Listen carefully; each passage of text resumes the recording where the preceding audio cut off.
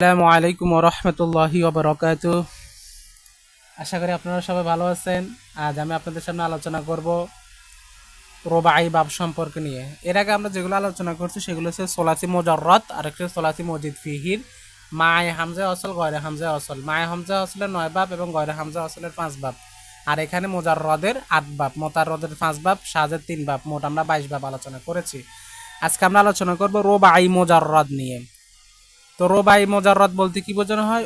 ওই সব বাবগুলোকে রোবাই বাব বলা হয় যেসব বাবের মূল অক্ষর বা যেসব বাবের ওজনে কোনো ফেল আসবে, ওই ফেলের মূল অক্ষর হবে 4টি, সেটাকে রোবাই মোজাররদ বলা হয়। তো আর এখানে মোজাররদ বলতে খাসভাবে বলতে গেলে রোবাই মোজাররদ ওই বাবগুলো বলা হয় যে বাবগুলোর মূল অক্ষর 4টি এবং তার কোনো জায়দা হরফ অতিরিক্ত হরফ থাকবে না, এরকম মোজাররদ। রোবাই মোজাররদের বাব হলো 1টি। আর মজিদ ফি মানে কি মূল অক্ষর 4টি। রোবাই মজিদ ফি বলতে মূল অক্ষর 4টি হবে কিন্তু তার থেকে অতিরিক্ত জায়েদা হরফ কিছু থাকবে। আর এই মজিদ ফি গয়রা হামজায় অসল মানে হামজায় অসল ছাড়া একটি বাব। আর হামজা অসল কি আমি এরা পরবর্তী আগে আপনাদের সামনে আলোচনা করেছি, তবুও স্মরণার্থে বলতেছে হামজা অসল ওই সব হামজা যেগুলো বাক্যের শুরুতে আসলে মানে মিলনের ক্ষেত্রে কালামের শুরুতে আসলে মিলিত হয়, মানে উচ্চারিত হয়, কিন্তু বাক্যের মধ্যখানে আসলে সেটা কি হয় না, উচ্চারণ হয় না। এটা হচ্ছে হামজায় অসল। আচ্ছা, আর মজিদ ফিহি মা হামজায় অসল বলতে কি যে মজিদ ফি মানে রোবাই মোজাররদের থেকে অতিরিক্ত হরফ কয়টি অতিরিক্ত হরফ রয়েছে এবং যার শুরুতে হামজা দ্বারা শুরু হয়, যে বাপটি হামজা দ্বারা শুরু হয়, এরকম বাব হলো 2টি। মোট 1 1 2 4টি বাব নিয়ে আমরা আজকে একটু ইন্ট্রোডাকশন আলোচনা করবো আর কি।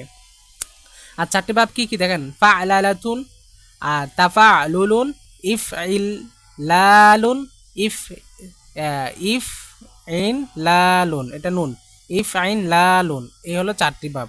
তো ফাআলাতুনের ওজন হলো বাআসারাতুনের ওজন আসবে, তাফালুলুনের ওজন তাসারবালুনের ওজন আসবে, ইফ আইন লালুনের ওজন ইকশিরারুনের ওজন আসবে।